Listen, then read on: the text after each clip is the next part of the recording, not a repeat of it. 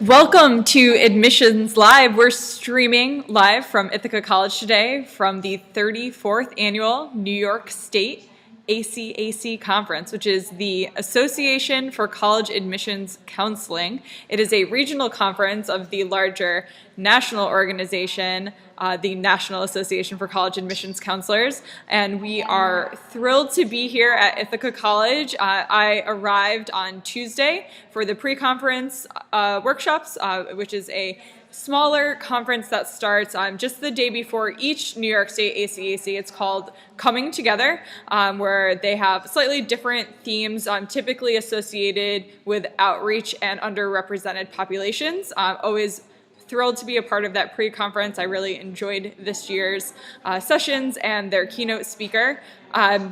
We started off the 34th Annual New York State ACAC Conference yesterday on Ithaca's campus. Great sessions. We had a lot of fun last night, including fireworks over the lake, and as many of you know, Ithaca is gorgeous. So we've been enjoying the view, we've been enjoying the weather.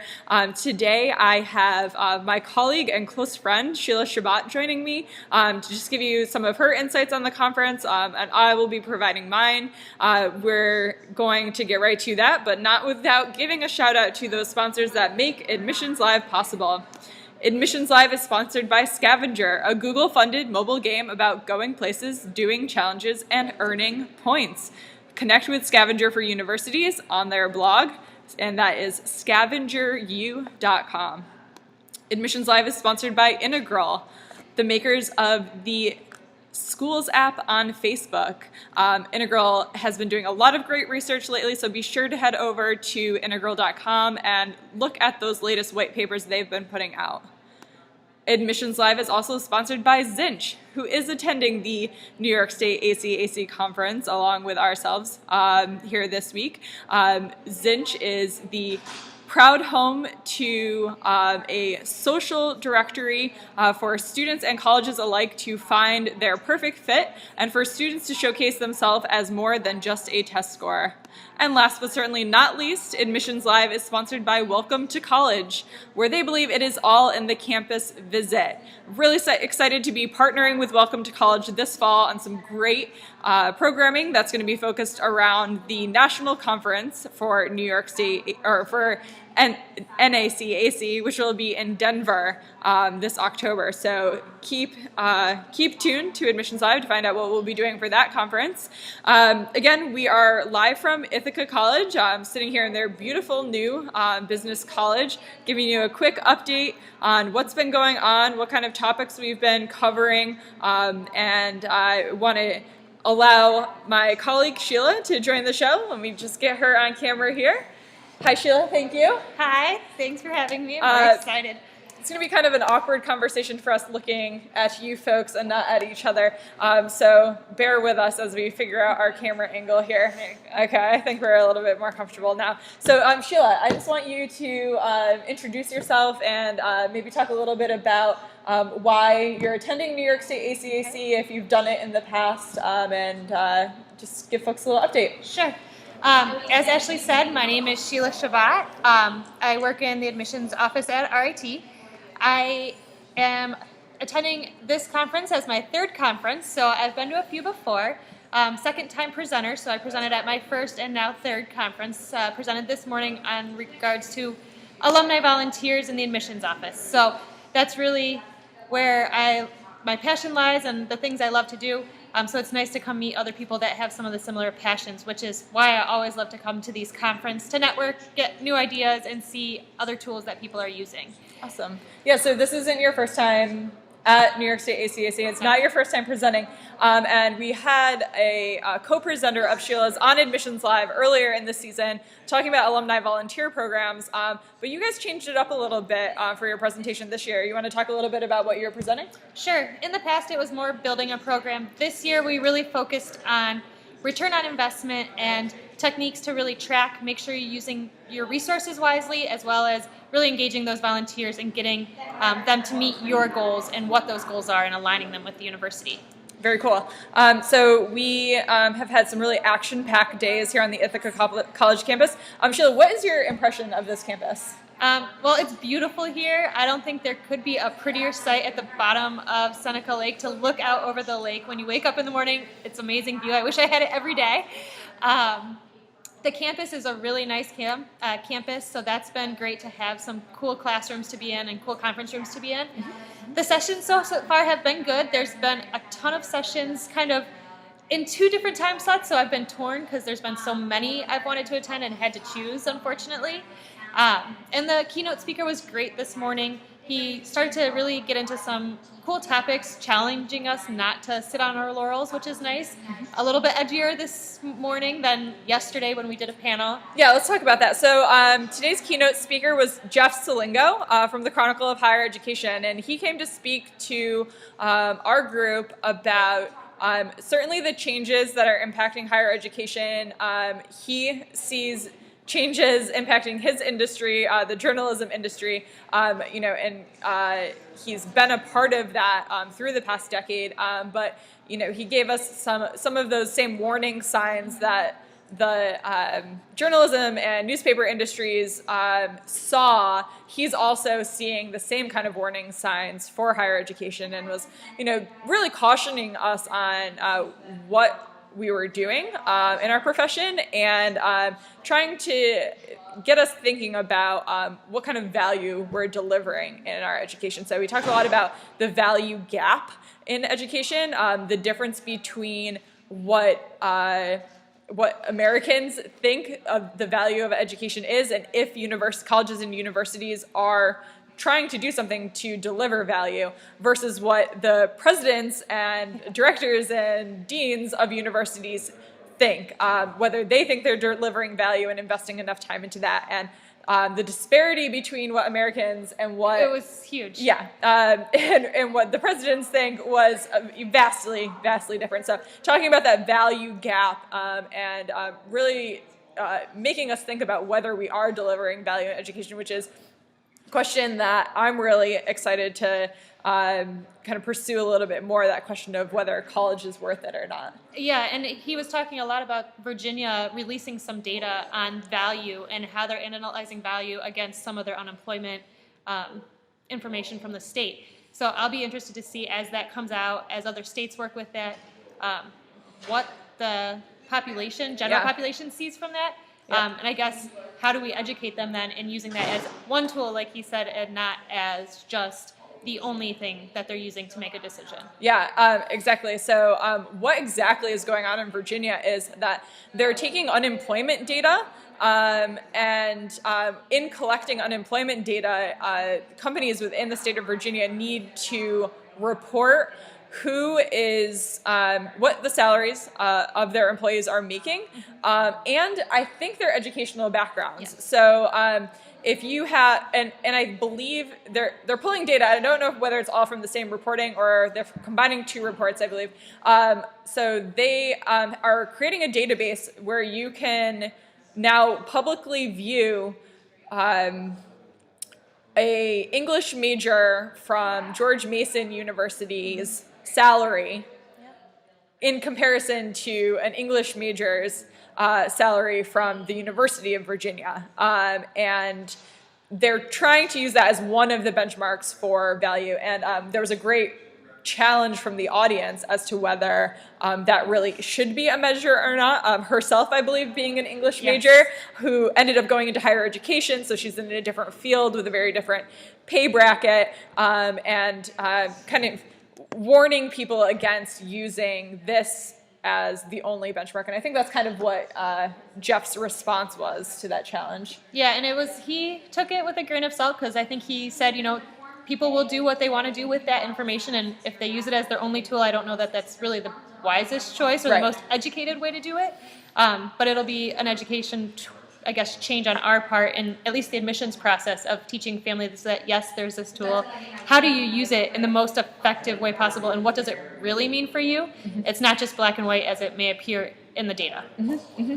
Yeah, so talking a little bit about the conference, if you have never been able to attend a regional New York State ACAC conference or a regional NYSACAC conference. What it is a collection of college admissions professionals, high school counselors, and community-based organizations. And we convene together once a year to talk about issues facing college counseling from all of those different areas. And there are educational workshops, like I mentioned, the pre-conference that's always kind of focused on access to education and diversity issues, underrepresented populations, and that is always phenomenal. It's always my favorite part of the conference, especially being the recruiter for RIT for the New York City and Long Island areas. There's a great constituency at this conference from those New York City folks that I get to interact with. So always enjoying that. The conference, the main part of the conference is Wednesday through Friday, with Wednesday being the opening day. We had some really, like I said, fantastic activities last night here on the campus. And today it was a lot of different sessions. So the sessions are a pretty wide range, but the overarching theme for this conference is beyond the headlines. And the panel that we opened with yesterday, I don't want to say I was disappointed with it, because I was not disappointed, but I wish that we really were pushing ourselves as a profession a little bit more beyond what those headlines were. So I want to talk a little bit more about that panel presentation yesterday. And I'm not going to name names. You can look up the conference brochure if you'd like. But essentially, it was a panel of admissions vice presidents of enrollments from New York State colleges and universities to kind of yield questions for us about what is in the news and what their thoughts are about changes in education. And Sheila, just your kind of impressions of what the panel discussed. And yeah, I mean, I liked the panel. I thought it was a nice mix of different types of universities from the beginning. I think that's a huge piece to any panel. One of the topics I think they broached very well was waiting lists. Waiting lists when it comes to admissions is a huge thing. There's always debate over them. And there was definitely debate last night at the panel. One college who was very for waiting lists and really pro using them in their process, while another uses them, but really didn't like the fact that they use them and wanted to try to get away from it, and some reasoning behind that. So it was interesting to see the dichotomy from the two institutions and trying to figure out why it was so important to one and the other was so against that. And there was some big pieces that the different people brought up that it's like, well, it's a double-edged sword, because we have these pieces and we're fueling ourselves in the use of these waiting lists. Right, So exactly. So, where do you stop? Exactly. We talk about not wanting students to deposit at multiple colleges and universities. We talked about how challenging it is to predict yield today because of the increase of applications that we're getting, not because we're more popular, but because it's easier now to apply to multiple universities. I wish we could have dug a little bit deeper. A constant theme throughout the conference yesterday and today has been on affordability, which, people are still scared to talk about. I think Jeff Slingo did a great job today breaking it down a little bit more for us and trying to turn around this debt question from student debt to institutional debt. And the numbers that he showed of college universities or colleges and universities in America and the kind of debt that those colleges are in. You look at numbers of the car industry or big banking industry or any kind of industry that is in debt, and it scares you. Well, look at higher education. It's in the billions. It's in the tens of billions of dollars that our institutions have taken on in the last 15 years. And it's just been in this last 15 years that we've seen this crazy investment and kind of risk-averse investment in our own institutions. So I appreciated him turning that around. I do wish the panel yesterday would have dug their teeth into that a little bit more. They were really afraid to get into it, and I think even Jeff this morning was challenged by audience members on the differences between private and state organizations, and he really was able to answer that very clearly, and look at the discount rate compared to what it was 20 years ago, and kind of bring stuff into perspective. Some people that may not have good perspective on all of the different universities where they're at financially and what the cost really may break down to be for some students to give them access. Absolutely. And speaking of access, I think a great point that was brought up on the panel yesterday was Ithaca College's choice to move to test optional admission. And I always kind of thought of test optional as something that my institution would never consider, and I'm not in a position to make those kinds of decisions, but I had never really thought about the argument as to whether standardized testing is or is not a critical role in the review process. But Ithaca College did present their findings and presented their reasoning to go test optional. I was very surprised because one of the data points they used was that it was like a 1/10 of a point difference on their process.